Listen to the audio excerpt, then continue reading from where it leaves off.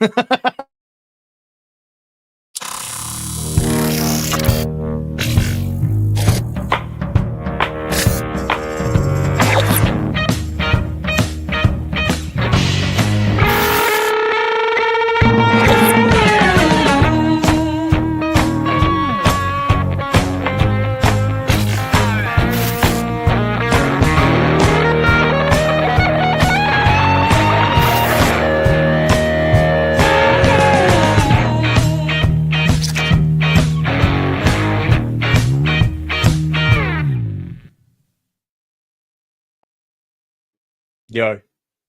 Hello. Ah, no, can't hear you now. Can't hear me. No, can't hear. Can't hear Mike. Can't hear Mike. Oh, what have you done? He's gone. He's got something in his hand. Well, I shall say welcome, everyone. While Mike is panicking and having a mild heart attack. He literally has been having problems with his mic from the moment go. Welcome, everyone. Apologies for last week. I was quite ill. Ash was feeling under the weather with the flu. Mike was... can't remember what Mike was doing. He was on holiday. He was on holiday. He was having fun. And Lance was called into work. So apologies for that, but we should be back to normal now. Lance is on his way up to Staffordshire or somewhere out of Mongolia. So if you see him, wave. Yeah, somewhere way up north. So he won't be joining us tonight, unfortunately, but he should be listening. And we've totally lost Mike as well. So he's obviously having a definite heart attack. Obviously, you're joined. Yeah, you're joining myself, Andy, Bob, and Ashley. Hello. Ash. So at the moment, it's just us two. Mike will be back. Don't worry. Mike will be back. He'll get an interpreter. Yeah. So hello to we've got 11 listeners. Obviously jump in and say hi. We've got Haney29 O, well, best name ever. Paula Swales, Drew, Landnav Challenge, welcome. That looks horrible. What have you just done? I haven't done anything. Is Mike playing around in the background? He's not in it yet. Hold on. Let's try that layout. There we go. There. So as you can tell, us having a week off has completely killed everything. So yes, welcome. There's some news that's happening, that's knocking around. We're losing HQ Airsoft. Yes. I think this is it's one of those things that have been coming and going for a while. It's housing development. They're getting their last game going soon, like a big hurrah going off, ain't they? Yeah. That's soon, I think. September. Find out dates. But it's been sitting there waiting to go. I know that they had permission to build on it. They were just using it until then, but I think it's all been finalised and stuff. 21st of September. 21st of September. So I know it's a bit of a trek for some people, but if you wanted to have one last hurrah with it, might be worth going up there and having a little look at that. And yes, Haney, Imperium Airsoft has gone as well. Big surprise there. I think there's been a disagreement between renting and stuff. So so we're losing lots of sites at the moment. I know sites are struggling. Always seeing online at the moment a lot of sites screaming out for players on even just on a Saturday and Sunday. Obviously the current climate is affecting people more than what we thought it was going to. So but if you do have a spare Saturday or Sunday, definitely come and definitely support your local sites, because they're closing down. From what I understand, quite a big retailer, Only Airsoft, in Stevenage, they're closing their doors or have closed their doors. There's stuff going on there. I don't know the full ins and outs. No, As right, it stands, there is nothing in the shop. I know that much. Because it's very clear if you walk past, there's a open window and seeing nothing, unfortunately. Yeah, But so I don't know the full ins and outs. I don't know if they're gone completely. Mike is throwing stuff around and crashing stuff in an echo. I'm here. I don't know if anyone can hear me. We can hear you. Literally just before the show, we were having a technical nightmare, and then managed to get everything sorted out, and then immediately it just died on its ass again. I literally did nothing. Just started the show, and then it just went. So that's always fun. Hello, how is everybody? Yeah, all right. We're just covering the decline of airsoft quickly, like all the companies and all the like small retailer shops that seem to be just disappearing at the moment. Yeah, I mean, I think this is kind of partly the reason for the show tonight, isn't it? Really, kind of the challenges of Airsoft MilSim. It's not so much just the personal challenges. I think there's a lot of national issues in the UK with regards to things like the number of events happening. You know, you don't have the same number of MilSim events seemingly occurring. I think ultimately you look at the state of the economy, we probably are in a bit of a recession. You know, people don't have the money to go out and spend on airsoft and the like, and kit sales and everything like that, you know. But yeah. Can I bring a little bit of positivity though? Yes. So firstly, if you go on about your tents, I'm going to be really annoyed. I am going to talk about my tents, but just very briefly, I've had to quickly dive up into my literal box room to do the show tonight, just because the computer downstairs was absolutely fucked, and there was no way I was going to be able to get that to work, and then seemingly had a whole load of problems setting up. So apologies. This is why I'm in this weird mishmash of boxes and pink rooms and everything like that. So, no, one of the things I wanted to talk about is Military Odyssey. So I went to Military Odyssey the weekend, and if anyone is after a deal, I will always recommend going to military surplus shops and things like Military Odyssey and, you know, various militaria shows around the country, because they are just good fun to start with, and military shops, because you get to go and see stuff. You know, you can touch it, you can look at it, you can get that real appreciation for it, and you might not want to buy it, but it's always fun to spot an air raid siren for sale, or I mean, in the case I found a £750 RPG launcher type thing. I don't even know what it was, but I was like, ooh, let's see if I can get a deal. You notice how he's staying away from the lamp. I think he bought the lamp, didn't he? He definitely bought the lamp. I reckon. No, I didn't buy the lamp. I didn't buy the lamp. I would, no, because it was a proper halogen bulb. And I can imagine that the bulb that big would have been an absolute nightmare to replace. So I wasn't going to go down that route. But what I did manage to net is a couple of USMC tents. So basically, one of the stalls had a bag there saying tents for sale, £10 each. And you know, you've got all these kind of day sacks of different tents and stuff. And then I just happened to spot the USMC fabric sitting into the top of one. I was like, I'll have that for £10. Doesn't matter what's in it. Like, even if it's just a patch of fabric, that'll be absolutely fine. It was a big bag.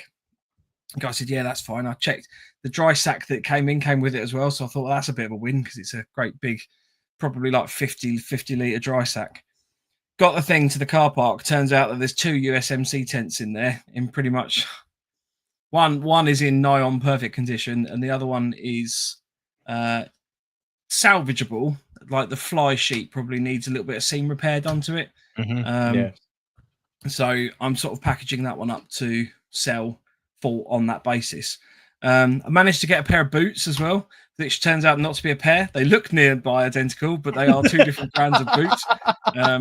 Both I have a left and a right boot, and I swear to God, about a meter away, you'd struggle to tell the difference. But as soon as you get closer and look at it, there's a brand on one, there isn't on the other. The treads are different, so these are definitely 2 different brands of boot, and a pair of Revision iPro as well. So that was a bit of a win. Nice. I want to talk to you about your UMC tent. No, I want to talk to him about the tent. I'll talk to you first, because I have a way that you can make money. The way I can make money? Yeah, that you can still sell it on. Oh, I'm going to sell it on. I'm going to send it. No. I'll speak to you. Okay. Weirdly, seemingly becoming a bit of a USMC tents like retail specialist supplier. At this point, so, so I will have one for sale. I might have two, but the second one is very nice, and I don't want to get rid of it. But that does mean that I then own three, which is probably a little overkill. So yeah. So is the second one nicer than your first one? Well, so I got the two out that I bought and put them up, and then basically took all the best bits from both and put that into one tent, and then the other tent's kind of like so you got the best bits. So you got an Uber tent, a middle range tent, and tent. But now I need to get my other two out. I need to get my other two out to compare what they're like to see what I can pull together, so that I end up hopefully with sort of two decent ones, and then two. I know I'll end up with one that I can definitely sell, and I won't sell it for like the full price whack because that's unfair to people. But I'll sell that for a little bit cheaper. And then if it's like a decent condition one, then I can sell that for a sort of reasonable price, basically. We'll talk. But yeah, Military Odyssey, as OH says, Military Odyssey is at Detling Showgrounds, A249 between Maidstone and Sittingbourne. So if you are in the area, it stops now. Basically runs the bank holiday in August, but I highly recommend going. Yeah, don't turn up now. No, don't go now. Just probably waiting, like, just to get the good like deals. A garden show or something. Yeah. Or just a field in the corner. Yeah. But yeah, it was good. It was good. Nice. Got some US rat packs as well. They're getting ridiculously like on the price lines on American $10 each ration pack. The one I looked last time and it was like 25-30 quid. The pepperoni pizza one, £35. Yes, I did buy it, but because I haven't had the pepperoni one. But this is extortionate. Yeah. I think it's that's just a fact of it's just expensive, isn't it? Basically, it's like it's hard to get, so it's rare. Yeah, and therefore that puts the price up. I don't think it's tariffs. I don't think Trump specifically like pepperoni pizza. We've got to put tariffs up on that.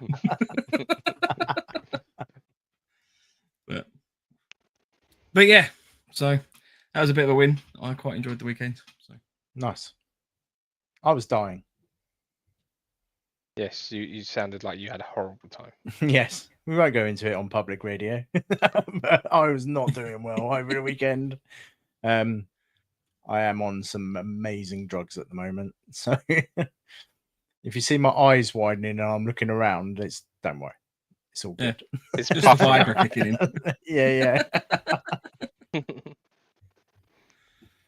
So, do you want to start talking about Airsoft events this evening? Because I know James has obviously jumped in there, and I appreciate that when I said there aren't a lot of events on, Defiant are one of the companies that are holding the bastion of MilSim events.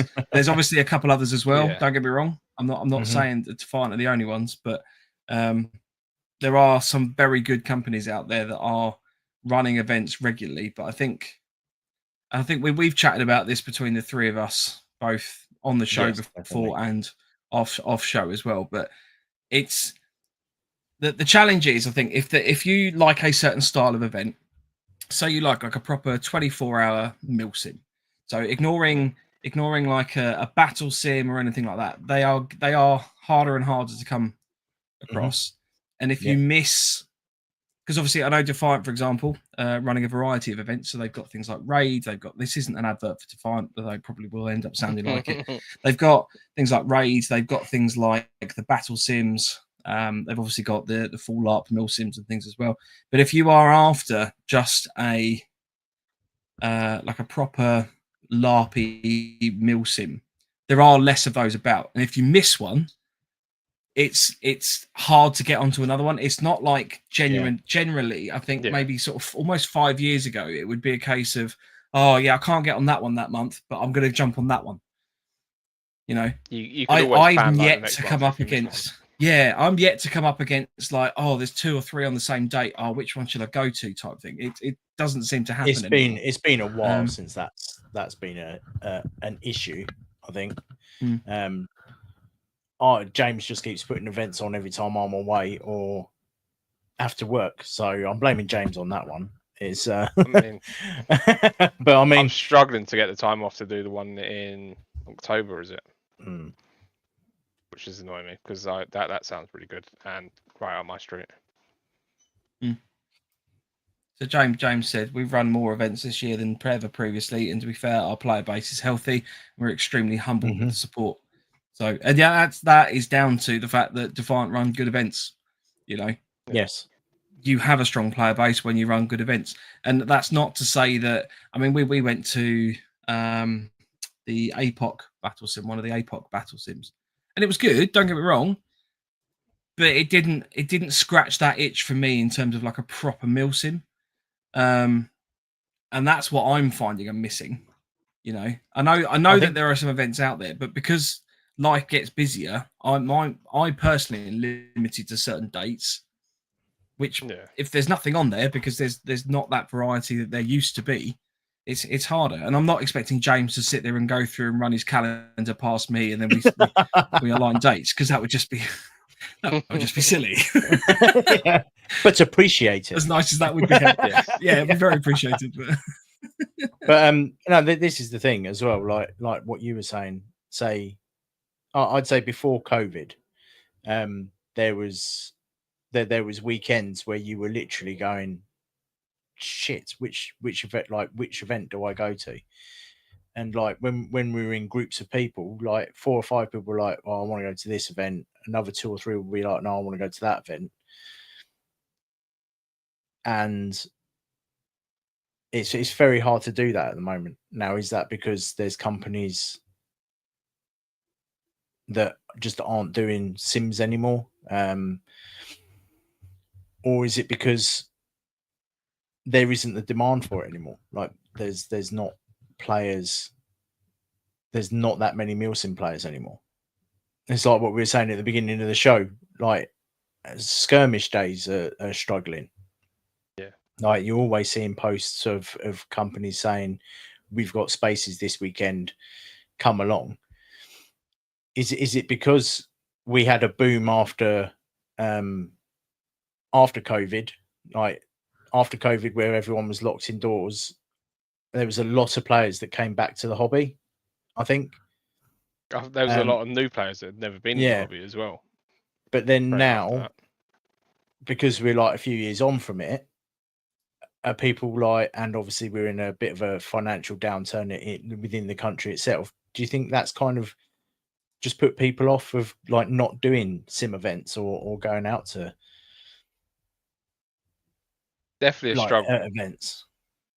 I mean, I look at stuff and I was like, I used to go up to Proving Grounds every beginning of the month because I enjoyed the site and everything like that. It's a long trek, don't get me wrong, but I just can't do it now. The cost of like the fuel to go up there and back, I'm looking like over 100 quid just to go up there, and then the day itself, it doesn't make it worthwhile, and it kind of sucks because a lot of people I know play there regularly and good friends of mine, and I don't get to see them as often as I should do.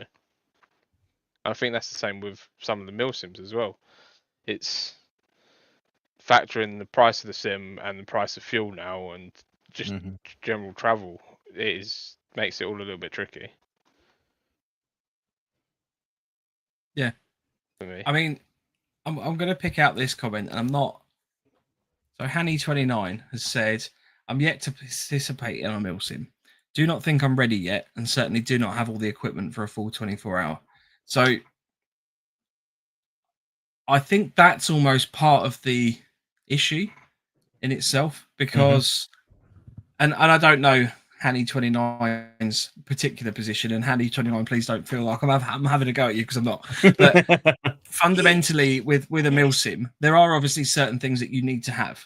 You know, you need to be able to look after yourself, because you can't just rock up and be like, I can't look after myself. I don't have a bed. I don't have a sleeping bag. I don't have like food or water or anything like that.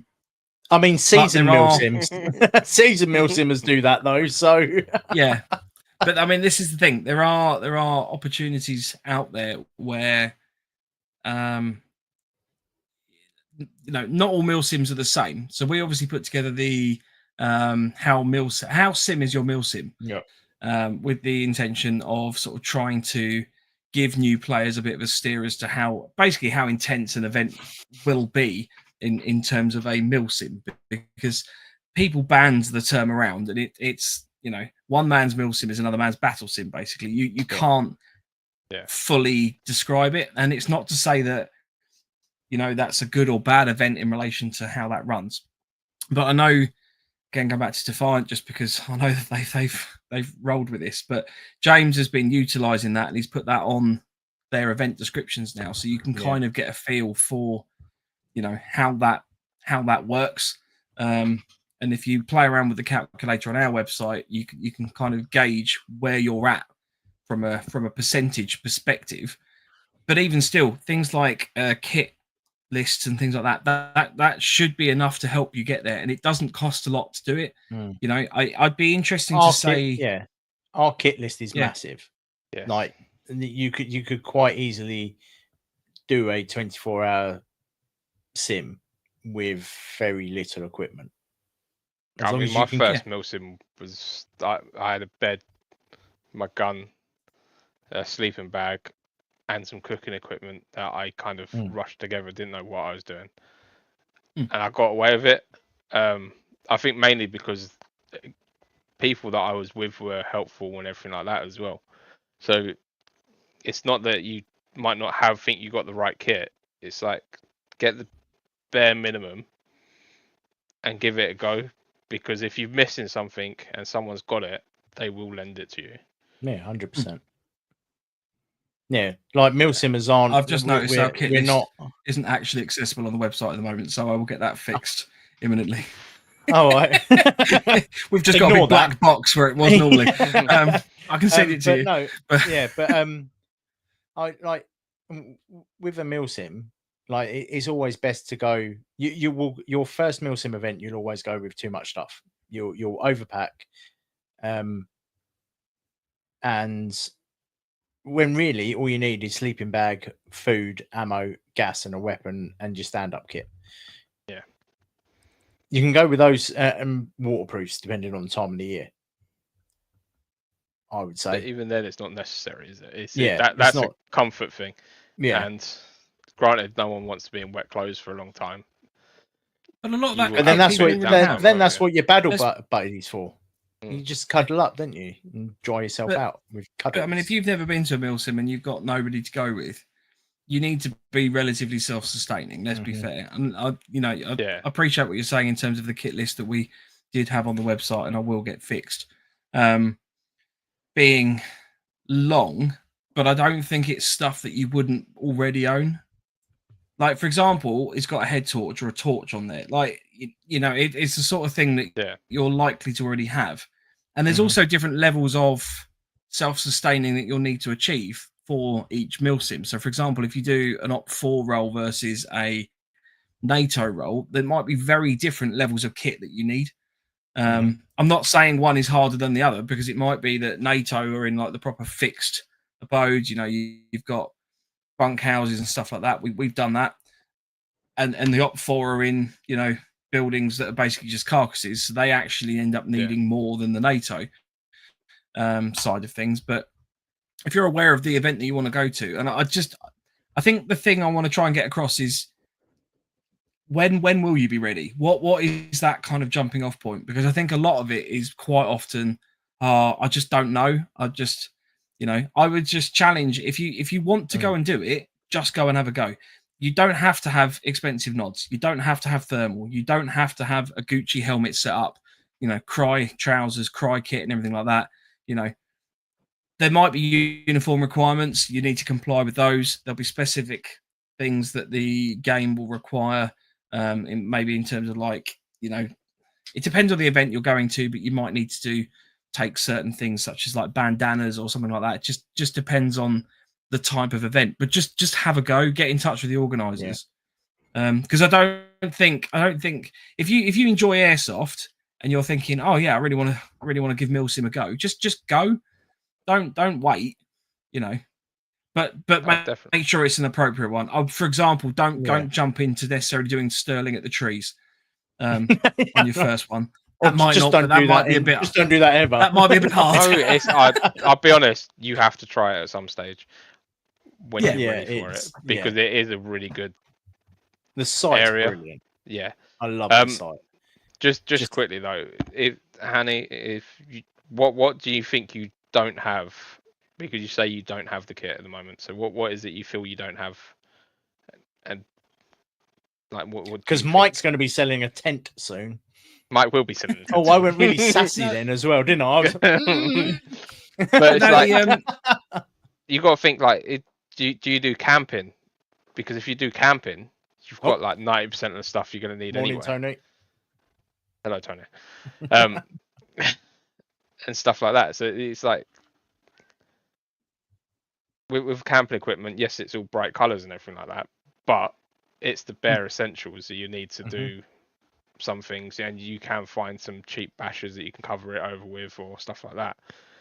In the meantime, it's so wet gear. Wet gear is not a problem. Wouldn't worry about wet gear as much as you think you need to worry about it. Sleeping gear, Blacks, and buy a sleeping bag.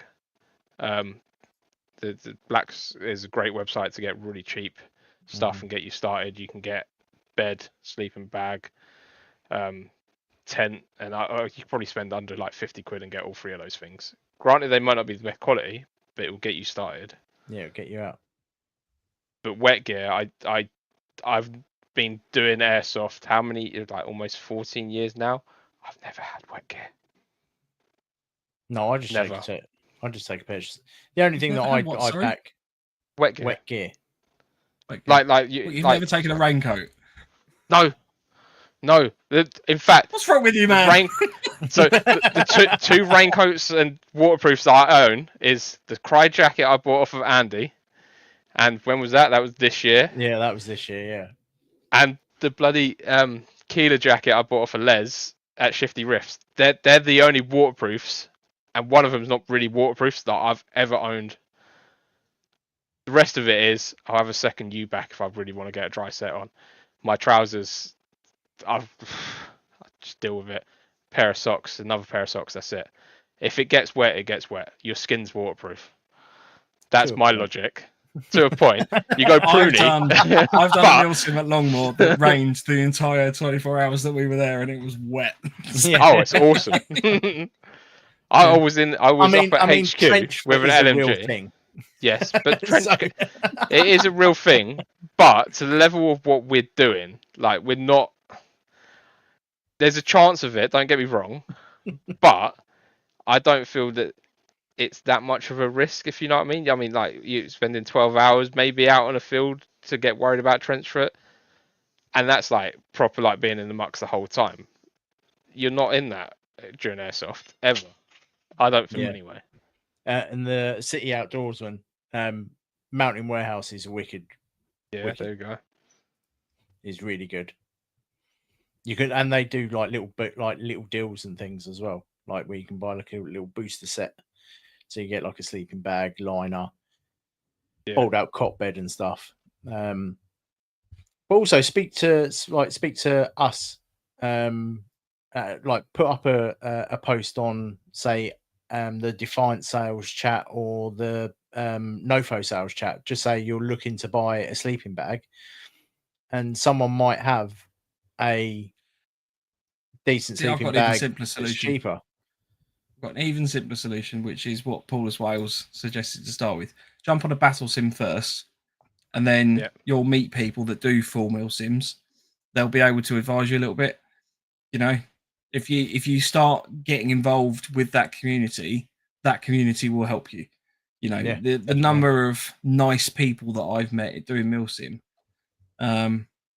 massively outweighs the number of knobheads that you can meet. And that's not to say that you won't come across people that are a little unhelpful, but I think for the most part, if you're booking onto an event, the event organisers want you to have a good time. You know, Yeah. the strong player base, like James was saying with Defiant, you know, if you go onto the Defiant chat, for example, on WhatsApp and ask them a question in terms of like, I'm coming to the event, I could do with a little bit of help on this, you'll have at least, you know, 5-10 people immediately get back to you probably within the next sort of like 20 minutes.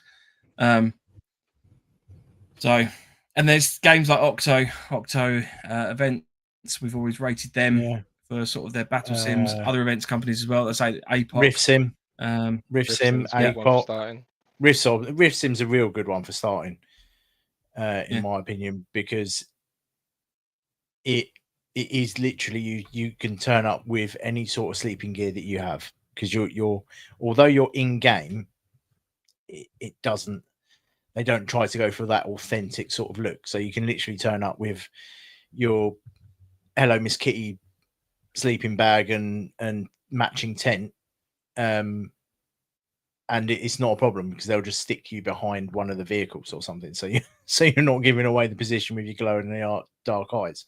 But it's things like that where that sounded like from experience, Andy. Yeah. But if you put that Hello Kitty tent in the middle of a bush, just staring outwards, and everybody just sees these eyes, would that not freak them off? They stay away.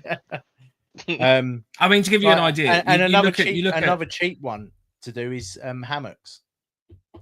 Yeah, like hammock setup. I don't think a hammock is a beginner thing. Personally, I think a hammock. Really? Yeah, because if you get a hammock wrong, you are going to be miserable. There's a lot more in play with a hammock in terms of wet weather and cold weather, because you need to have things like underquilts and making sure that you got the right level of insulation.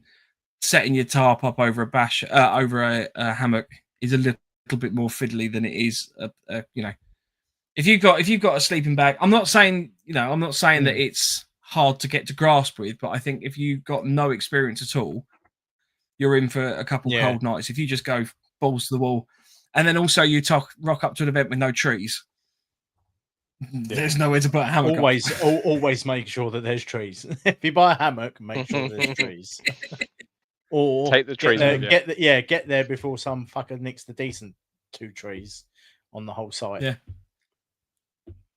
But I mean, you look at this chat, for example. I mean, we don't have 100 people, for example, watching the stream at the moment. But you've asked the question, and already you've got 5 or 6 people in the comments throwing out ideas for you. So it's a good community, and I think I always find it interesting, because there will have to be a point at some point, if you want to do MilSim, that you just decide to go.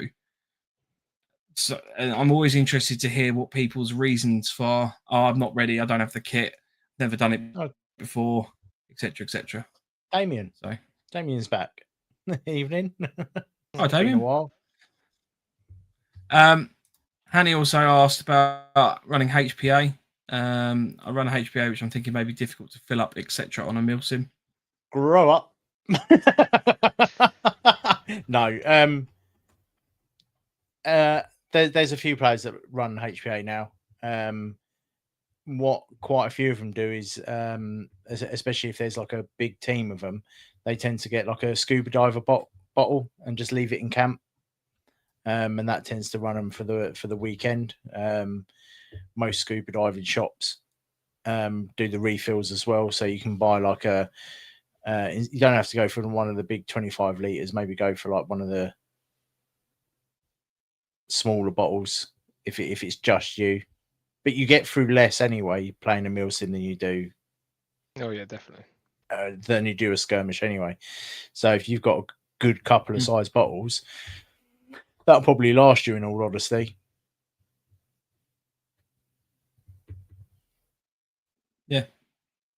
And if you've got any other questions, I mean, obviously, I don't think any of the 3 of us run HPA. Since I've been MilSimming since 2013, I think it is. I think we worked out the other day. Like, I've seen HPA at MilSims. You know, it is quite common. You know, it's clearly people that have been doing it for a long time. I ran a chrono at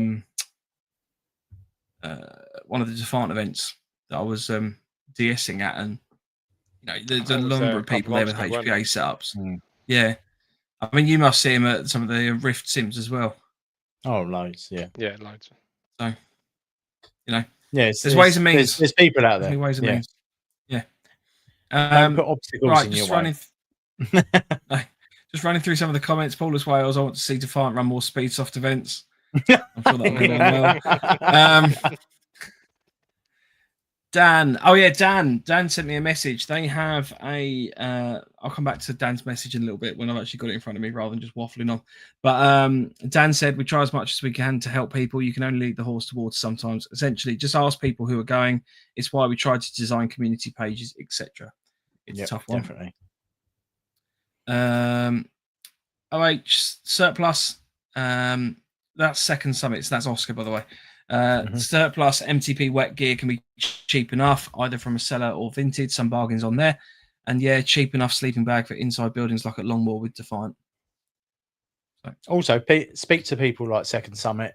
Speak to your local. I've forgotten the name of it. Army Surplus store shop, because they might be able to do like a little bundle deal for you.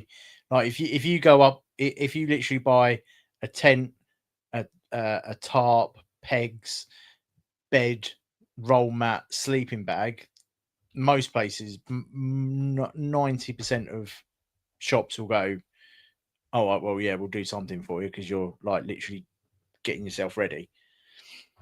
But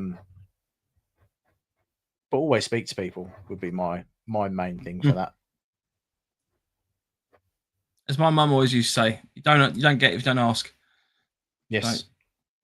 Oh, speaking of that, have you seen, completely off topic, but every now and then on Instagram it pops up.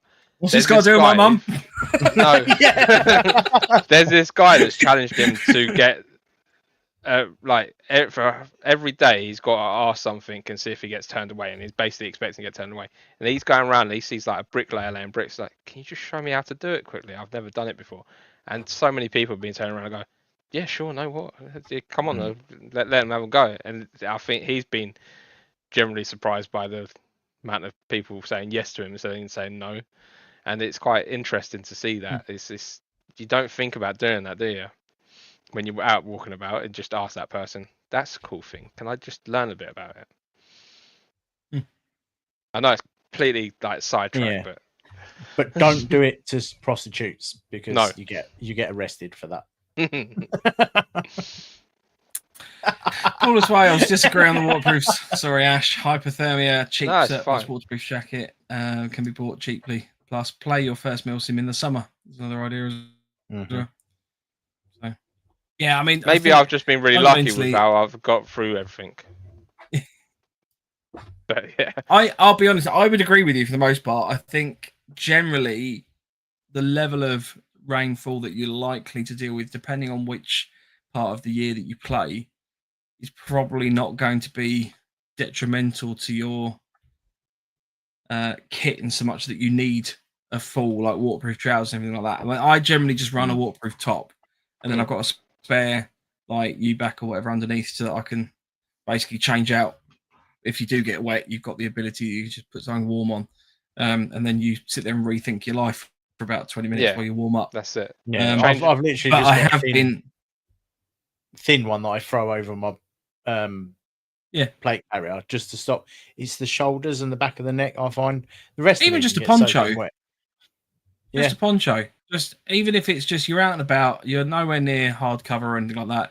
You're just going to take a bit of downtime. You've got a poncho you can just throw over your head. You know, you can get a Dutch Army surplus poncho for like 15-20 quid, and that's probably on the higher end. They don't have to cost an absolute fortune. Even just a basher, get a basher, set one up quick, just duck under that for a little bit. I mean, it's detrimental to your gameplay to start sitting static and out of the game effectively, but they don't have to be expensive. Drew said, sounds a lot like his suggestion of a starter set, a mid set, and a top tier option stream. Yeah, I mean, we were talking about with Drew the idea of kind of coming up with kit lists and kind of like a walkthrough and sort of some of the things that you could consider buying. I think the challenge is that there's obviously just so much stuff out there. And it's a lot of user preference. I mean, there are things that I know that these two right? And I'll say these two because they do generally just wear the same stuff. But there are things that these two like that I'm not totally on board with. So it's sort of horses for courses on that front. But yeah, I mean, ultimately, I think if you follow a kit list,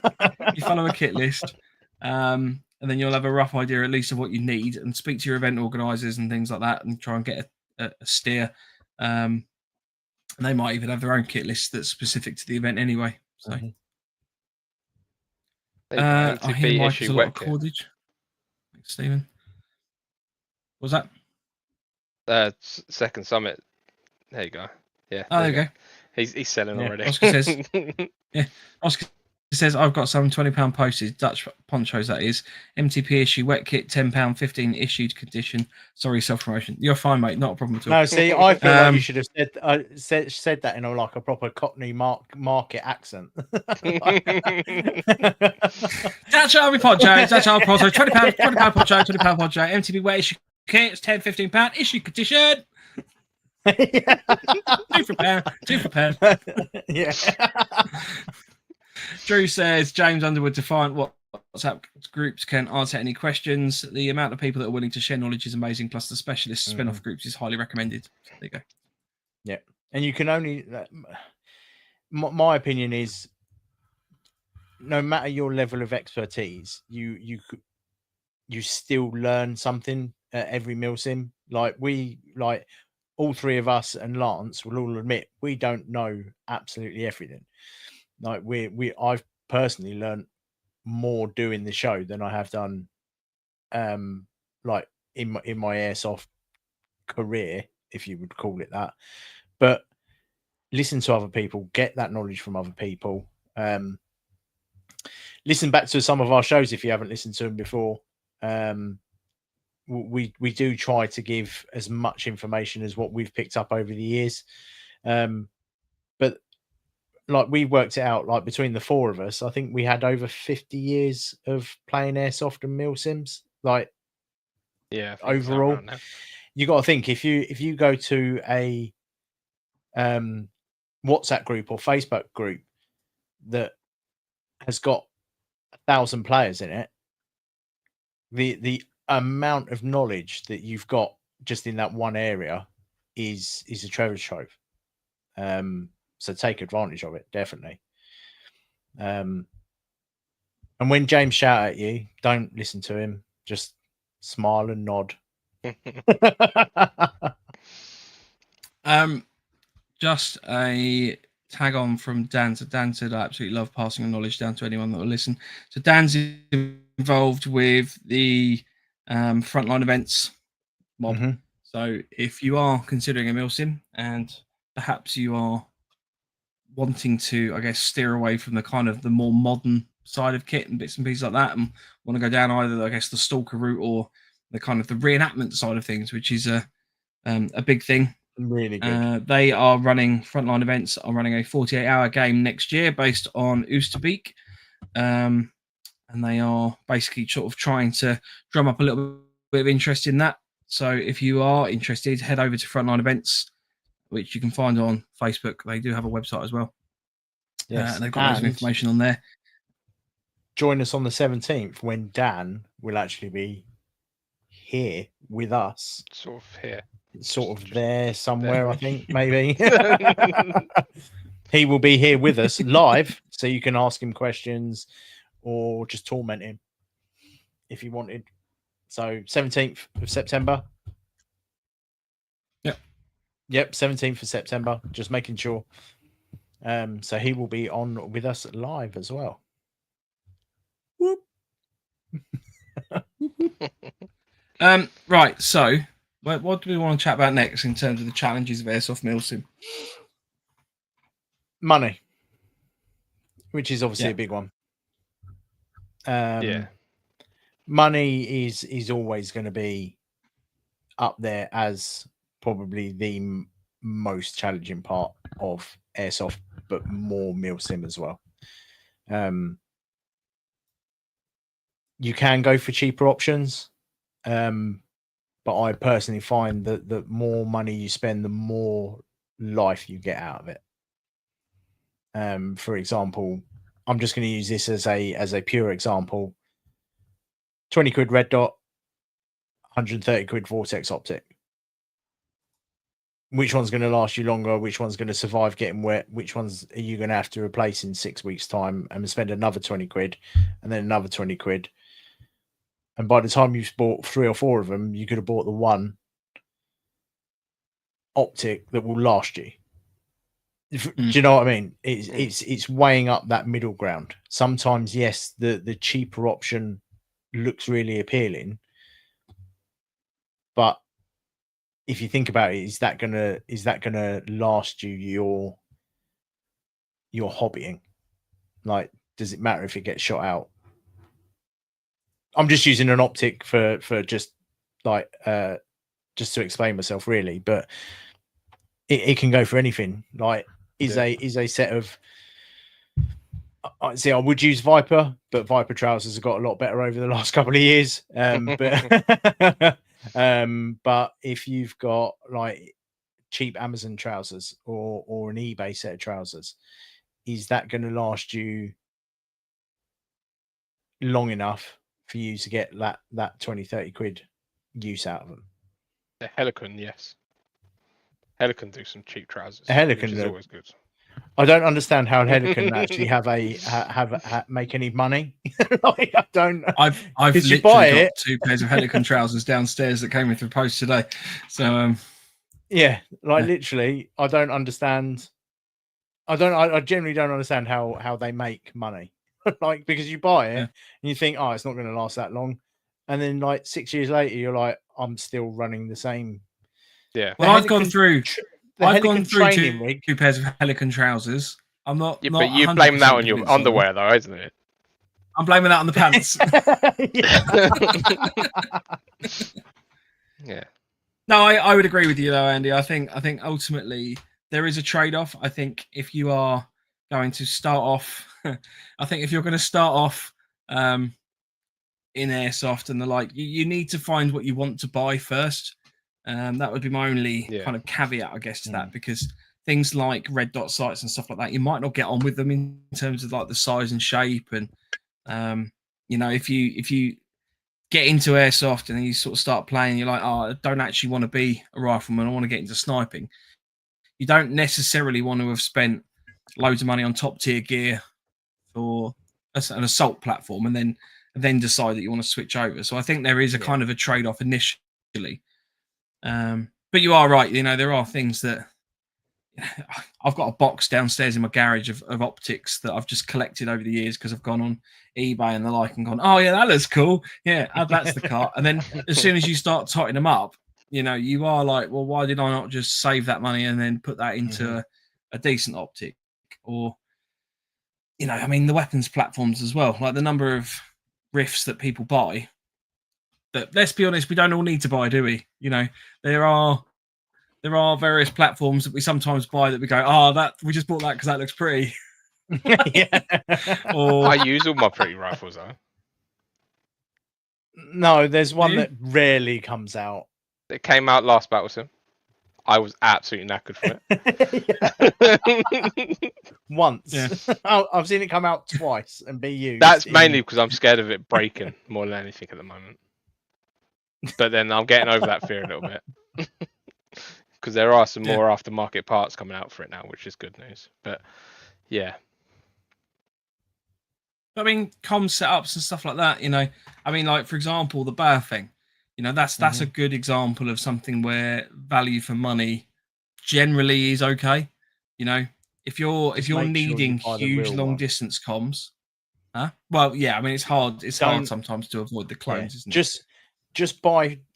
This is my honest advice. If you're going to buy a Bofang, they're a little bit more expensive. Just go on Amazon and go to their store.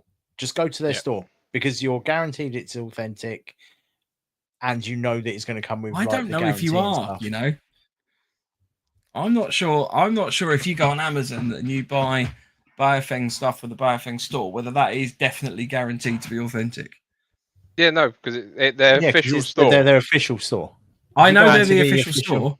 I know they're the official store, but I don't know. I've had some interesting bits of kit from the Bofang store Are you sure you went to the right shop? Yeah, I got this from the Baofeng website, so this wasn't even off of Amazon. So Did you all I'm actually saying, go on all to I'm the... saying though is, yes, I went onto the proper Baofeng website. Jesus. All I'm saying though is that It's like you know, one if you letter need, was wrong. You didn't realise. if you need, yeah, just Yeah, Baofeng.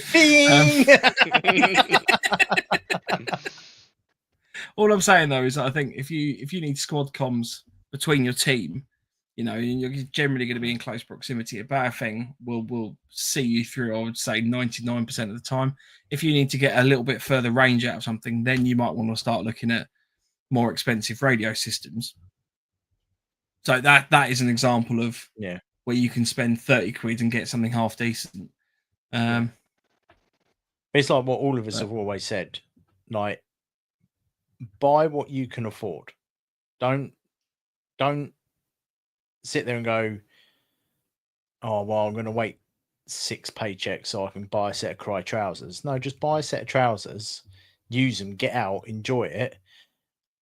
And then you can still save the money to one side. And then by the time you can buy your set of Cry or whoever trouser you want to, Helican, like, just buy them. Replace your old stuff with the stuff that you can always build up. You can go up. Yeah. In level of what we would class as more Gucci kit, if you know what I mean. So, do you know what? I ate my words the other day. I wanted to get another MTP boonie. Mm-hmm. My last one I gave away to someone. I was like, and then figured out I didn't actually have one. So I was like, I need to get another boonie. And I've always generally steered clear of things like UK Tactical, and there's another one like British Tactical or something like that.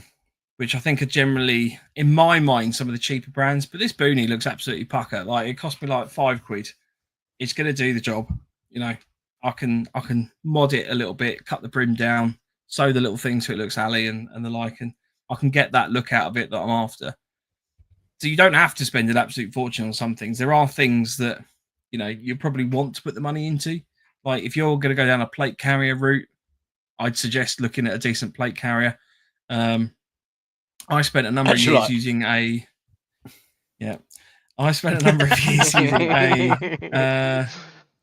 Condor Gunner lightweight plate carrier. I just looked up on screen because I want to make sure I get the right name.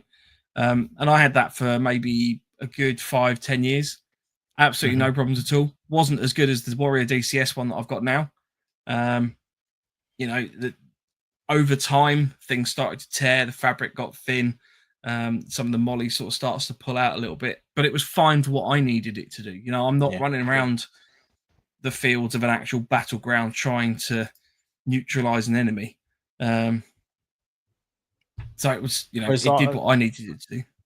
I ran that Helican mini training chest rig for ages. Rig. That is like, for the price of it, that is a wicked rig. And the amount of camos and colors that they do it in is phenomenal.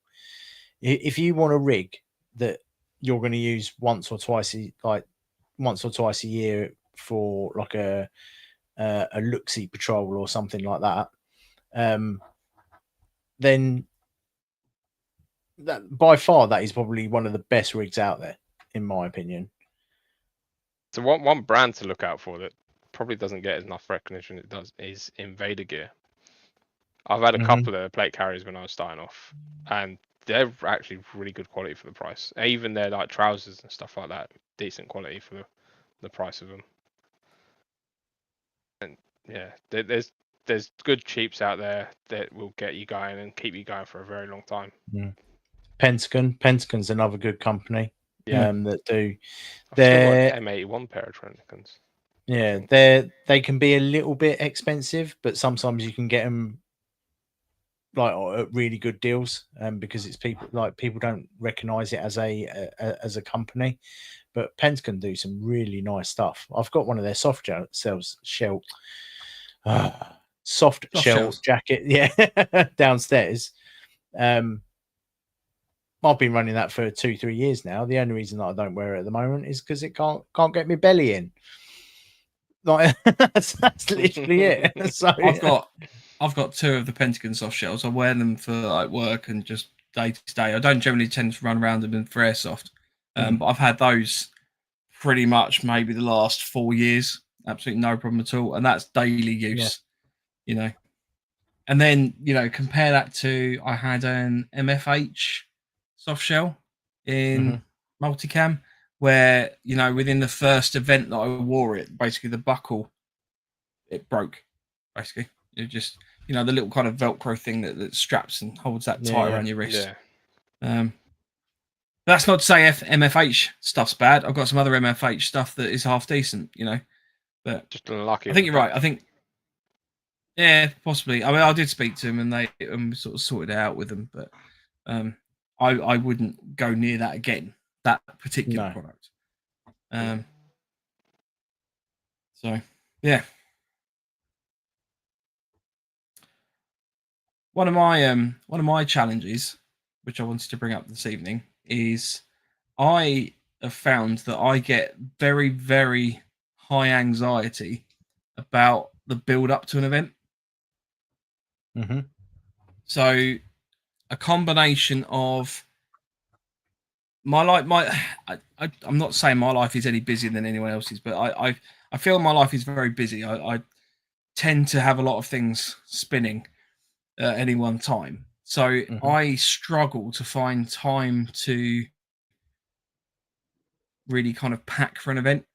And it's something that I'm going to start trying to work into properly, but trying to get my stuff ready for an event almost like 3-4 weeks in advance, because the level of anxiety that I have is horrendous the week before. Even like the weekend before an event, I'm sitting there, I'm getting all my stuff together. Doing this podcast has made it worse. It genuinely has, because I feel like when I go to an event, if I'm one of the ones to not have something, that looks awful, Yeah, I know that one. We literally do an event. We literally do a podcast advising people on stuff to bring to events, and then if we forget it, that's not great. No. Funny. And I find yeah. But I find that I know I've got a lot of stuff. I've hands up. I know I've got a lot of stuff. The challenge I find is because we always seem to do quite varied events from event to event. So we could rock from a DEA style. We could do, an MTP style next week. We could do one where we're going to swan around as Julian Banjo the Reverend, and another week. So the stuff is never consistent. So I can't ever have like just a one loadout kit. Which is something I've tried to do, but I mean, genuinely, I really struggle. You have enough bags. You have enough bags that you could quite easily set up each bag for a different type of event and just hang them all hanging up with a tag on it saying wet weather battle sim 24-hour, and you go, okay, that's the bag that I need, and then next to it you could have. You've got enough bags to do that for every type of event. Oh yes, no, granted that you could, but then you've got to have whatever number of categories. You've got to have that number of cook sets. You've got to have that number of toolkits. You've got to have that number of various bits and pieces. Which do you? I don't have consistent of. That was what so. For example, my jet boil, I've got an MSR wind burner. I'm not going to go and buy 5 of those to have those in various bags. But you don't really need to have it in various bags. The basics of each individual system could be in that bag, and then you've got your cook system that will just get thrown in. Yeah, that's but what it's still kind of meant. But it's putting that in there. I'm the complete opposite. I appreciate what you're saying. But the challenge I've got is, so for example, I went on holiday last week. We went down to Dorset, and in that holiday packing, I basically put my airsoft toolkit in there because I know it's got all the tools, not for airsoft per se, but if I needed a Leatherman or an Allen key set, and I ended up using it, funnily enough, for a couple of bits and pieces while I was down there. I took my wind burner down there so that if we're out for a walk, I can brew up some hot water. So I've taken that kit out of the airsoft stuff so I can use it and then I come back and I diligently put it back. But I can't do that if I've got it all dedicated into bags ready to go. So I have various like organization and stuff, but honestly, just the anxiety of thinking that, you know, you're going to miss something, you're going to forget something, you're going to lose something. I just really struggle with it, and it proper is anxiety inducing. I'm not trying to like make that sound like some sort of vague mental health issue, but genuinely, it builds up, and then I start to lose enjoyment or the excitement for that event, and it becomes a drag until I'm there, and I'm like, look, I've got everything. It's great. It's no longer a problem. I can just focus on the event. I'm enjoying it, and then I have the challenge of coming home and putting it all away. So could that anxiety also be down to you tend to play more roles of IC, radio operator, and stuff like that, don't you? So is it because you're then thinking people are relying on you? You're making sure you. Oh yeah, that's what I'm saying. Like, stuff. So would you enjoy it more if you had more of a sit back I can't role? turn up. Oh, I'd enjoy it more if I just turned up in an RV and wouldn't have to worry about anything. Like that's kind of how I do everything. It's weird. I've somehow, luckily, I've got into such a way where the day before the event, I grab 2 bags. I literally, one bag will always be packed for airsoft. It's got gas in it, it's got BBs in it, it's got my iPro, Face Pro, it's got tools in it, and it's got boxes for extra batteries like AAAs, AA's, the toolkits. And that bag's at every skirmish day I'm at or anything like that. It doesn't change. It's always there. That's my kit bag. And then my other bag. Yeah, it's my Airsoft Go bag. I have an Airsoft Go bag. It's weird. And then the other bag is then I throw clothes into it for the event. I throw the sleeping equipment into the event and the cooking equipment, and I'll do that 12 hours before I have to go to this event at best. And that's sort of how I've played. And I think I don't turn up with like asking for loads of stuff when I turn up to an event. Sometimes I have done. I was at the trees once, so the tent I took to the trees last minute. Thought, oh, let's be good. It's a nice bivvy tent. It can get hidden away in the things. Had the wrong poles in the tent. So there's me putting a tent up against a tree with like the wrong poles in it and just loads of paracord just hold it in place. Yeah. But yeah, can overcome though. That's the. I still haven't found the right poles for that, so that went in the bin.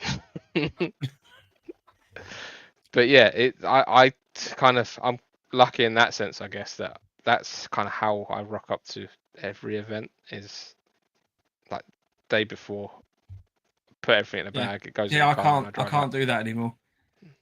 What was the last? I'll come back to Dan's comment in a sec. What was the last event that we did? I'm trying to think. It was that battle. Probably the JVG one. 2 day. The JVG. No, the last one I did was the JVG recce training. Yeah. And I was up till probably 2 a.m, making sure I've got all my stuff sorted out. And that's a combination of having started packing for it. But then this is what I mean. Like, I rock up to events and they're like, "Oh yeah, we're gonna really push you. We're gonna get you going. It's a hard sim or whatever like that. We're gonna give you sleep deprivation." It's like, mate, I am already sleep deprived. It doesn't matter. You can't do that to me. Like, I don't see my sleep deprivation at events doesn't bother me because I'm always sleep deprived at the best of times. So my kit pest bag is set up as my like Airsoft Go bag. So that's got like all my ammo, gas, like toolkit, like that. This is pretty much the same as what Ash's has got, but it's got a little bit of extra room for like extra torches, batteries, and things like that. And then literally, I've got my Bergen it's got its own wash kit. There's 2 sets of pants in it already that are washed and cleaned, 2 pairs of socks, 2 t-shirts. The only thing that's not in it is my sleeping bag stuff, because I use that not for sim events. So literally for an event, all I've got to do is just put my sleeping bag in there and whatever else I'm sleeping on. Like, it's just my sleep kit. And just having it all set up and ready to go. I know that all the stuff in there is washed and ready to go. So it's literally just grab the 2 bags, throw a little bit of extra in, and then that's it, me done. What I forget is to pick up and label what bag is what. So when I pick up a hammock sleeping kit and I pick up a normal size basher, which, by the way, ladies and gentlemen, doesn't work. No. But now 1x3, I've learned whatever from it my is. mistake, and it's labelled. Like the 2 DD types that I've got, one is got literally basher, and the other one's got hammock, literally written down the side in bright yellow writing. So I know exactly which one's which. So I've learned from my mistakes. No, I think you know. Don't get me wrong. There's ways and means of which I'm trying to develop, and like as Dan said, I disagree. If you pack too early, you end up unpacking and repacking to make sure you have everything.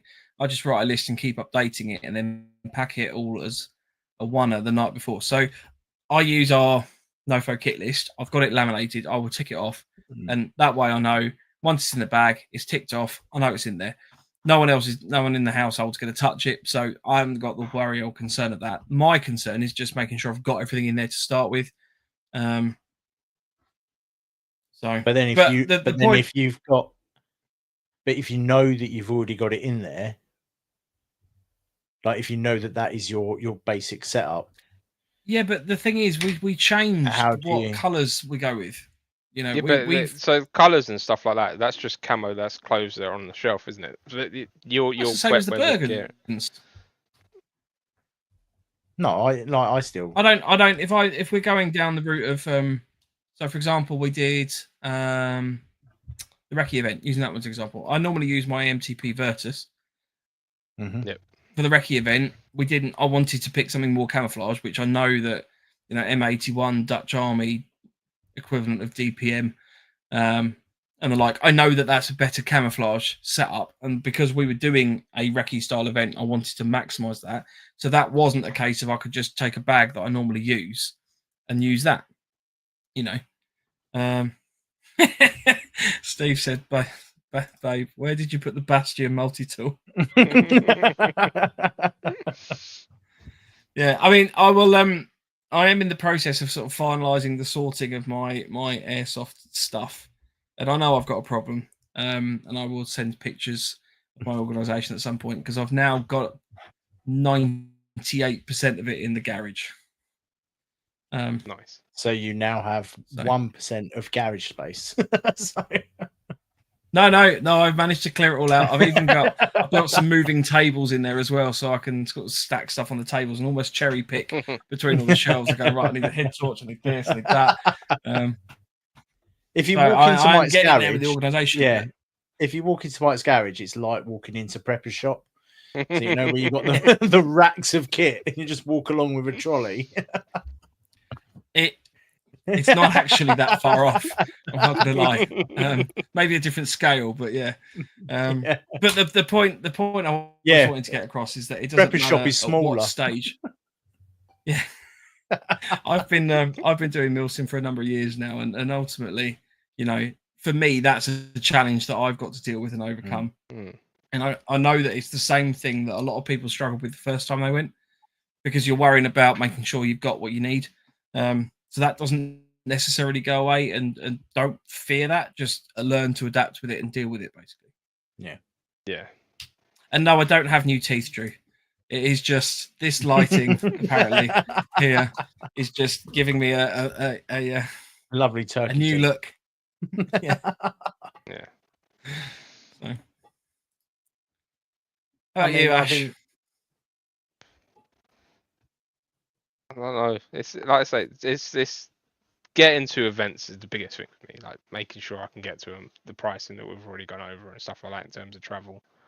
That's the biggest struggle for me. Mainly because I've got the sort of attitude is if I've forgotten it, I'll make do. If I ain't got this, I'll make do. I'll find some way around it. And I've always had that attitude for that sort of stuff. So I kind of I wing most of my life, basically. It's like, if you talk to me and it's a subject that I don't know about, but you're adamant that I know, it's like, Maybe this, and half the time it works out. It's great. But yeah,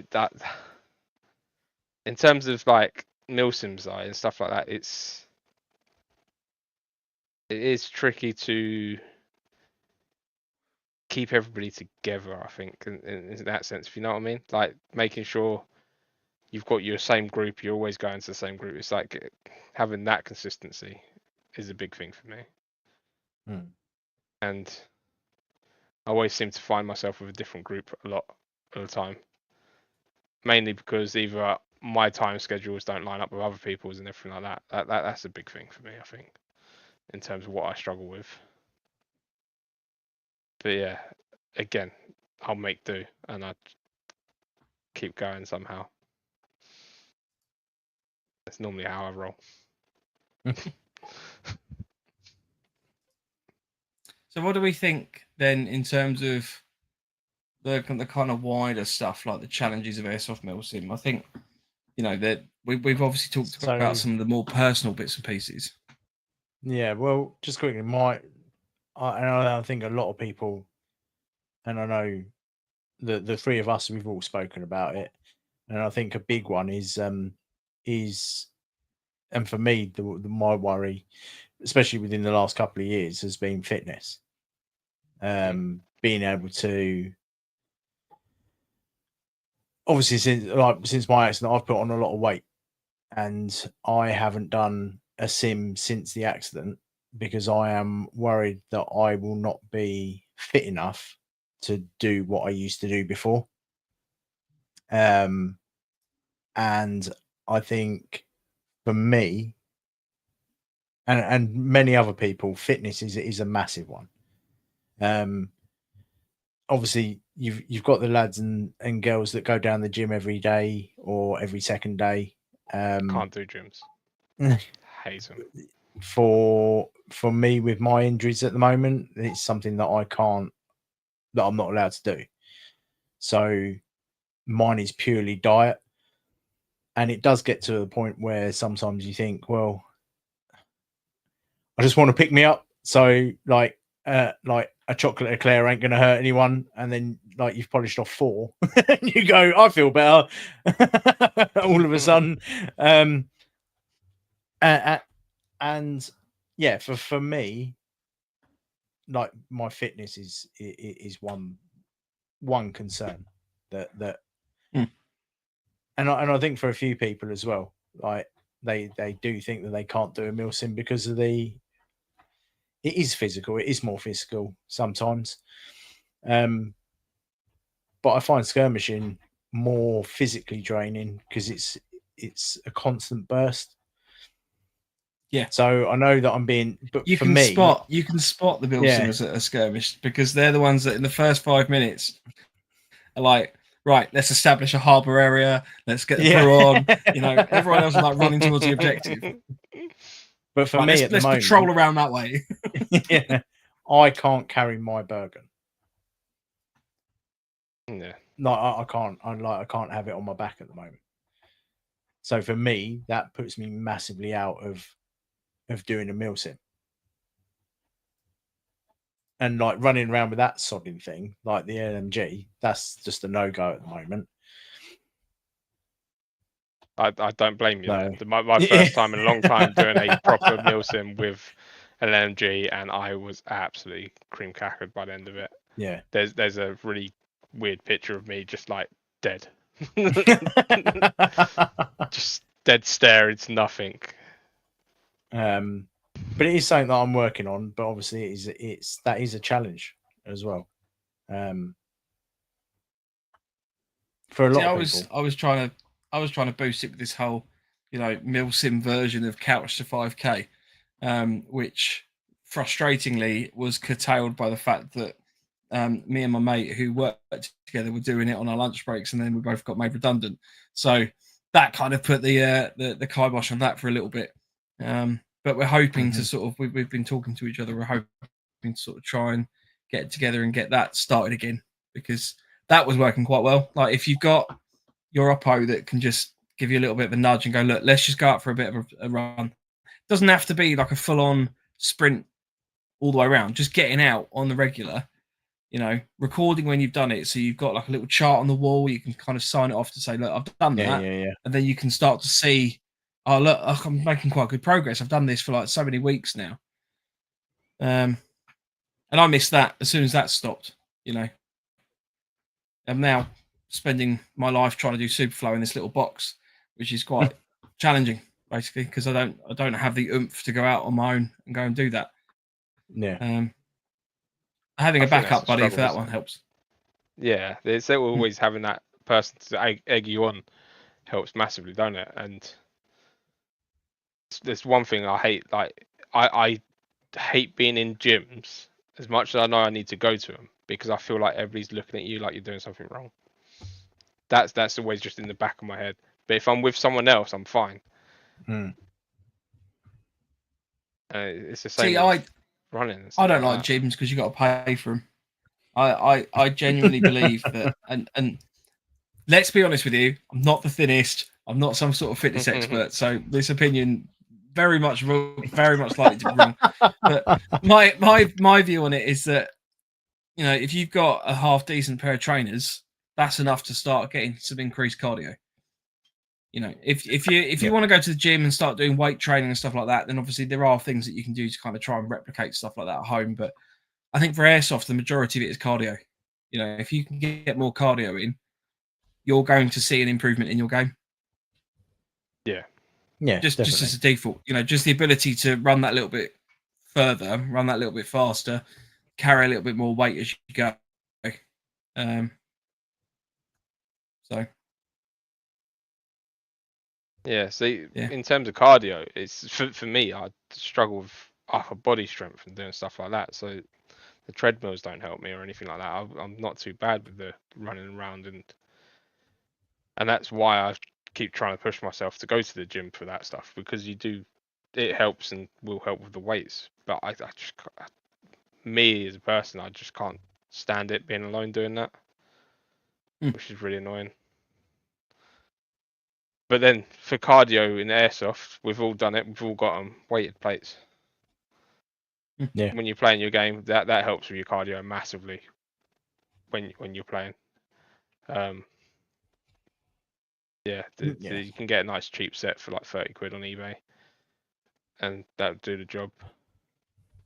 Yeah, just having like me and Asher, we're both very big on the weighted plates. Is something that I definitely think, if you're going to do, if you have a plate carrier, have weighted plates, get used to it, because for one, it stops everything moving around. But also as well, you can take off your kit, and if you wanted to, you can go for a run with it. Like just having your weighted plate on, you can go out and about. You can go for walks with them on.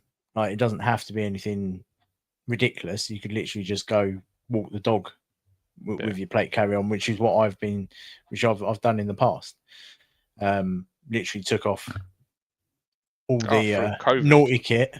Yeah, through COVID, I had a hoodie over it because I was, again, subconscious walking around an urban area with a plate carrier on, so I've got a hoodie on over it. I was just going to say, I think there is a slight location dependency as to where it's a good idea to walk around in a multicam plate carrier. Hemel, Stevenage, Luton. Well, it's a fashion statement there, aren't they? Yeah. No, that's safety. That's just some dude got petrol bomb literally 500 meters away from my house on Friday. Jesus Christ! For hanging St. George's flags. Luckily, the person that used the petrol bomb has no idea how to make a petrol bomb, and it bounced off his head and went onto the floor. But yeah, it's just crazy what it's like around here at the moment. But maybe I will wear that more often. Yeah, Stevenage, where you're born with a plate carrier. I mean, you can get like little covert like plate carrier type things, can't you, and stuff like that. Yeah. Which, I mean, the majority of the price and sort of that setup is ultimately probably going to be the plates, because you don't need. I mean, even like a Condor, going back to the Condor one, you're talking maybe 40 quid for like a cheap plate carrier. you're not going to be hanging stuff off of it. All it's there is just to hold the plates, and as long as it's not sort of shifting around, it's relatively comfortable. You can get away with something like that. Yeah.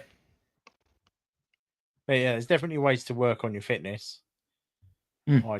I just need to stop eating the cakes. Yeah, but sometimes that can be good for the soul. You have to treat yourself every now and then, otherwise you will stop doing what you're doing to become healthier, because but my miss that good stuff. My treat would be able to go out and do a MilSim again. So my biggest struggle with fitness, following the portion guides on food. Pick up what would you think would be a one person food? It says portion for 4. It's like, how? Yeah.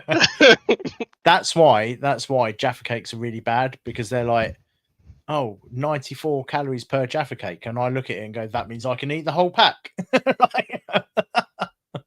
because it's only 94 calories per Jaffa cake. Man logic. Exactly. You do need a little bit of self-control, granted. I don't know. I'll be honest with you, probably, and by all means take offense to this, I don't think any of the three of us are role models for personal fitness. Oh, hell no. No. So, but I all I can go off is just I spent 5 weeks doing this sort of couch to MilSim thing that we were trying to do. And I was noticing an improvement in that. Now, don't get me wrong, I wasn't ever able to run the full 5K by the end of the time that we were able to do it for.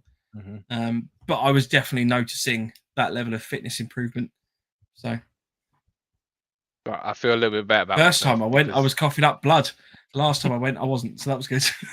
I can't find a serving size on this, so I feel good about myself now. Yeah, but you do have it within reach. Yes, which is probably not the good thing. An empty Pringles tube, which he will be using for MilSim purposes. Yeah. Yes. Dan to be fair, that was over 3 days. Dan says a huge challenge is expectations, because that's different to each player.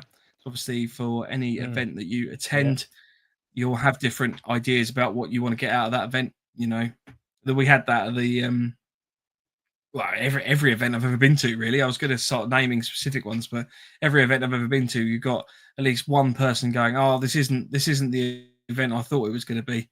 Oh, this isn't an Octo event. This isn't a Defiant event. This isn't a well, no, obviously, because it's a different event. But that winds me up.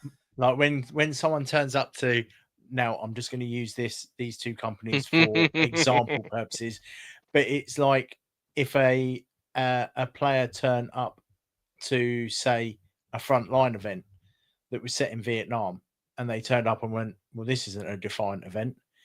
You go, no, it's like, no, it's not at all. Like, if you want a Defiant event, go and play a Defiant event.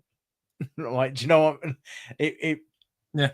It's one thing that winds me up about everything at the moment. Like, Call of Duty players going, that Battlefield stuff. Yeah, where they're like, well, Battlefield, it's not COD. No, because it's fucking not. Like, if you go to it's like putting a football player on a rugby pitch and then the football player saying, well, this isn't the game that I play. No, it's not. Like, use your intelligence. Sorry, but that's a wind up for me. It really does wind me up. I've had players in my facility moan that the weather hasn't been as good as previous events, and you're like, "Oh, I'm going. Make sure you feed that back to the organisers, because that'll go down well." Yes, get that weather machine out, James, and start sorting out. I am sure James has had on these feedback forms. I bet he's had just some wankerish comments like, why did it snow on the Saturday? Well, because I'm not God. I don't control the weather. I'd love that. I would love that. Snowy MilSim. I really want to go a proper snow event. I've got a snud comment that's reversible, and it's snow camo. And Oh, have you bought the cam. Helican, the swag man? Or was it not that one? It's Filmer on Instagram. He normally does stuff along with what shop is it? He normally does. But yeah, I bought a snood off him. Then it's got multicam, and then it's Alpine in the inside. Never going to use the Alpine, but I just wanted it. Just wear the Alpine in the summer. So when it's like when it's really bright sun, you're just blinding players. Like, oh, it's so bright. Yes. Ash has turned up to as LARPing as Essex at this event. the Teletubby son. Right, Rob says, sounds silly, but I now use Airsoft as a way of fitness. So, good shout. John, I've started doing squats with a loaded 72-hour backpack and 5 kg weights in hand for shoulder exercises. Can't really do running at the moment, or I'd break something. I mean, that's a cracking shout. Mr. Aggravation, push-ups, pull-ups, sit-ups, jogging. Don't need gym memberships to start getting healthier and fitter. It's just the motivation and consistency. Yeah, definitely, 100%. I think, you know what, the main one for me was having a little goal, because Adam and I, when we used to sit next to each other in the office, we literally went through and we put on the wall a sheet, and we were like, right, we want to do 3 a week. We left gaps in there for each of us to sign them off, and that way we knew that we had to fill that gap, and that was some motivation right there. And the fact the two of us were like, right, we haven't done this week, we've got to do that. You know, let's do an extra run today. We'll get that one in, and then it does help. Also, having a bit of competition with people helps as well. Yeah. Like, no, I'm only using an example because, like, everyone will burn bats off differently. But if you've got friends that are all doing it at the same time, just go like, well, whoever like put a pound in, and whoever loses the most weight in a week wins everyone's pound. Do you know what I mean? A bit of competition spurs you on as well, especially if you're a tight ass like me and you've given away a pound. I want my fucking pound. You got to be careful though. Sometimes it can discourage people though. It all depends if they on constantly see they're not gaining as much as everybody else and stuff like that. It's a bit of a letdown. But also as well, it's not always about weight loss as well. Like sometimes you can be burning off the fat and building up your muscle. Like when I was younger and I was doing like proper weights, when I was literally burning off fat and putting on muscle, I was actually putting weight on. But my body mass index was going down. See, I think the weight issue is a challenge that you don't need to put on yourself. I think if you're, depending on what you're trying to achieve, so mine was cardio.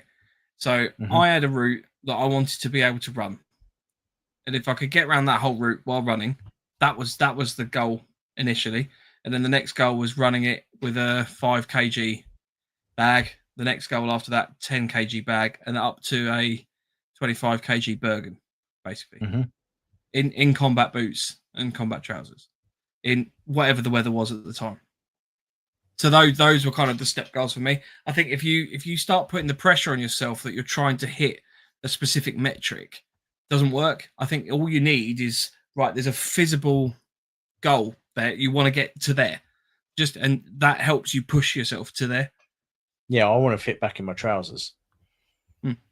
But I bought a brand new spanking set of trousers. The problem with that though is that you're trying to reduce your, I mean, you can obviously have it if you want to have your waistline as that, but there are other things that come into play with that. If you just focused on I want to be able to run 5k, just as a one-off, there's not a lot of other things that come into that other than just the time that it's going to take you and the repetitive nature of just getting into that and being able to do that. Whereas if you're trying to, because people's body shapes differently, you know, as people age, they change shape. They could be like really broad shouldered when they're younger, and then they start getting pear shaped when they're older, without necessarily gaining or losing lots of weight. So I wouldn't, to me, I try to steer clear of things that are like potentially stuff outside of my control. And if you've got something that if I just run a little bit further, I'll get to that goal. And that's all you need to worry about then. It's not like I'm really trying to, I need to eat less or something like that. Like I don't know. The best that way was of my finding what thoughts. motivates you and sticking to that is finding that motivation for yourself and finding out how to manipulate that to keep yourself going. That's again, I'm still the key thing. I'm still fat, so maybe it's bad advice. I hate BMI. Stephen BMI is stupid. Yeah. Stephen Whitehead's 4 fried chickens and a Coke. Thanks, Stephen. What, full fried chickens? 4. That's just 4 fried chickens. Whole chickens or just bits of chicken? Because I mean, if it's 4 whole chickens and 1 Diet Coke, your ratio's out. Who said it was Diet Coke? It's full fat, mate. Yeah, it's full fat Coke. Fat. Or Stephen is it Whitehead... even drinking Coke? Just fried chicken and Coke. Stephen Whitehead said, I had a med student tell me that a pack of Pringles was like a week's worth of sodium. So there you go, Ash. Nice. See, after I saw that comment, I was looking, and I think they've changed massively now. I don't think it's that anymore. Just a salt lick. Yeah. So in 100 grams, it only has 1.5 grams of salt. Yeah, and what's a packet? Let's get through the rest of these comments because I'm conscious of the time. John Stockman, I know it's a bit off topic, but anyone recommend a decent pair of boots between 60 to 80 quid? I'm trying to re-gear to get back to games soon as I've been out for a few years, sadly. Akku. You can pick up Akkus. Yeah, I don't know if you'll get Akkus for 60 to 80 necessarily, would you? Like new? Not new. They're normally second hands. You'd be able to pick them up. Yeah, but normally that like eBay do some decent second hands. If you want just something with a bit of ankle protection and stuff like that, that's going to be comfortable and not too worried about like waterproofing or anything like that, Vans. Captain doesn't mind getting wet in the bottom there. Like, but they're perfect for like MilSims and stuff like that now. Go to any sort of like high top hiking. brands. No, but any hiking shop, any shop that does hiking boots, like decent hiking boots, you can pick up. If you're a size 9, John. If you're size 9, I've got a pair. They're not necessarily the same brand between the feet, but I do have a pair of boots. But yeah, any hiking shop, I'd recommend it. Have you guys ever bought secondhand? I know Andy's not. No, never doing it. Never. No, never gonna do it. No. Nah. See, it doesn't bother me. As long as they're not particularly grim boots, doesn't bother me at all. I've had a whole load of secondhand stuff. Like I've got 2 or 3 pairs of Hakes that I recommend. So the wet weather boot, John, which is sort of the Gore-Tex sort of cold wet weather boot. They're kind of the high-sided ones. Mm-hmm. And I've walked Dartmoor and stuff in those and never had a problem. Whereas I've been with other people in sort of high-spec mountain climbing shoes and boots and things like that have all failed. They're all sort of getting trench foot by the end of the weekend. So, but yeah. No. I think everyone understands why. No. Yeah, you just don't like feet. I hate feet. Not only that, but it's just that for me, with any shoes, it takes a little while to actually bed in and be comfortable for me. The fact that someone's already done all those miles in them and bedded them into their foot shape, it just doesn't work. I can never get comfy in them. That's why you've got to find the pair that, like Cinderella, you've got to find the pair that whoever's worn them. Or I can just go buy a new pair of boots and let it go. Yeah, but you save a bit of money there. But do I? Because then I'll be buying different pairs of shoots over and over again to find the right one. This goes back to the optics. No, well, you go to somewhere. You go to a surplus. You go to a surplus place and then just try them there. Job done. Drew says buy a smaller dinner plate. Over the past 10 years, the standard dinner plate has grown by 25%, but we still fit it and eat the larger plate. So deliberately eat off a smaller plate will help. I'd have to have like a teacup plate. Just to reduce them. I'd still pile it up. Yeah. Smaller forks. 12 forks. Oh, you're going to struggle there. Yeah. To be fair, Magnums, you can get a cheap set of Magnums for not too bad a price. If you go on to what's the police website I used to use for that sort of stuff? They were cheap. There was a site that just aimlessly sold at police issue stuff and everything like that, and you got a cheap pair of magnums off them. Frontline. But yeah, my recommendation would be try and find a surplus shop that's got a decent stock of boots, and then you can probably pick something up a bit cheap. Yeah, I mean, there's loads of good companies that do just normal everyday hiking boots. You've got like Trespass. They're quite a good, well-known company. Skechers, they do hiking boots. Solomon's, they're normally quite expensive. Regatta.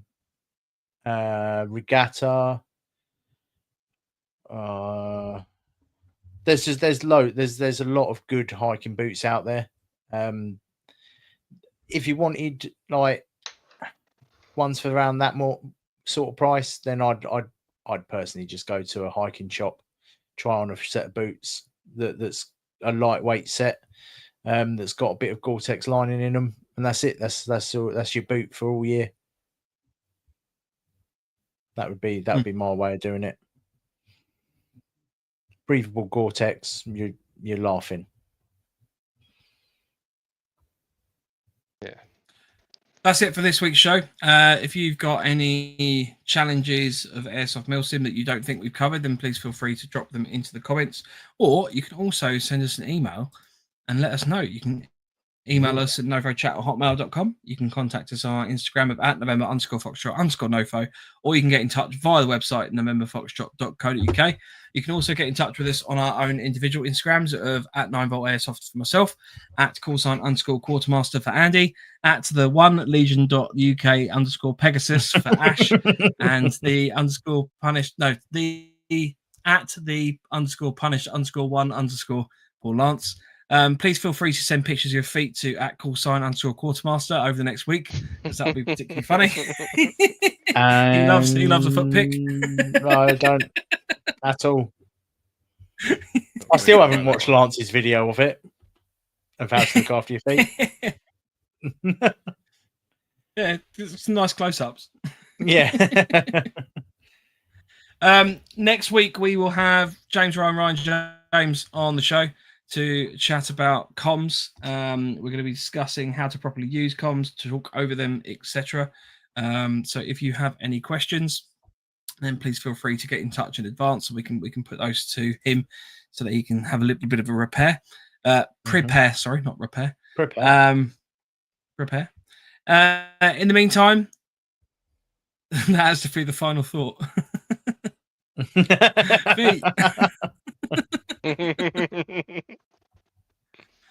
I'm just going to say something quickly. Unless you've got anything. Yeah, where Daniel is saying that you only get one set of feet.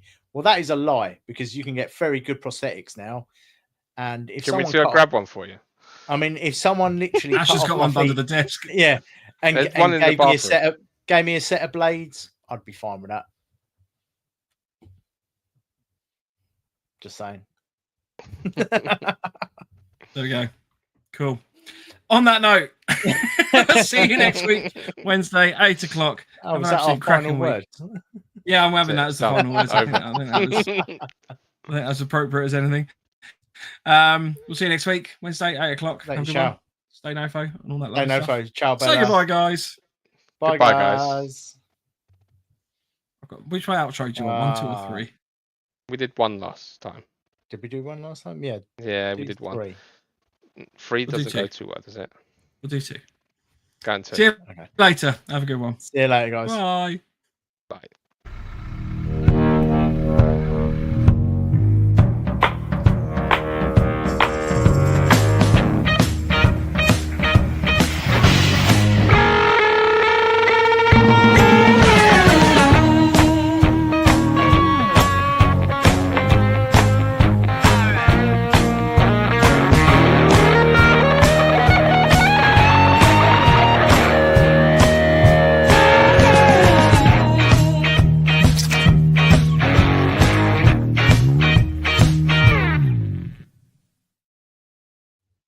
We do look good in that video.